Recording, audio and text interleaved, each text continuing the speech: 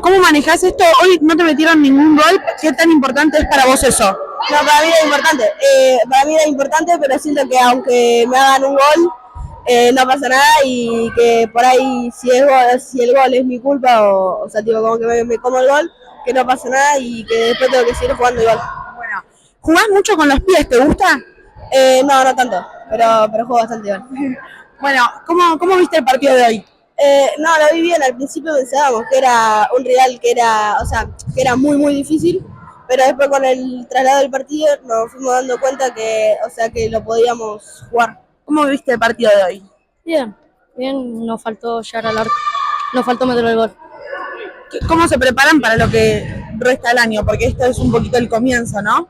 Sí, bien, ahora nos falta armar un poco más el equipo y ya cuando vengan más jugadores ya...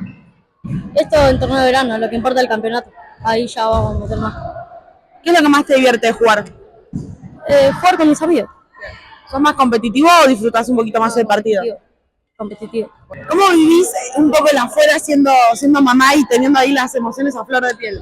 Y siempre con expectativas de ganar, siempre alentando todo lo que es. Nosotros somos el Club 25 de Mayo, Morón, y siempre alentando al club, a los chicos, que más allá de que venimos a ganar, que también se diviertan, porque bueno, de esto se trata lo que es el fútbol. ¿Cuáles crees que son los valores más importantes que les deja el deporte? Y el respeto sobre todo. Eso es lo que le enseño siempre mucho a mi hijo. El respeto hacia el compañero, hacia el club, hacia la familia, hacia el DT.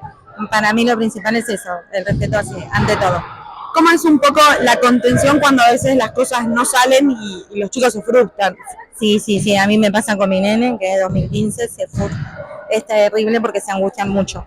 Pero bueno, siempre ahí conteniéndolos, diciéndoles, apoyándolos, que uno viene a ganar, pero también hay que saber perder y para eso está la familia y el DT para apoyarlos.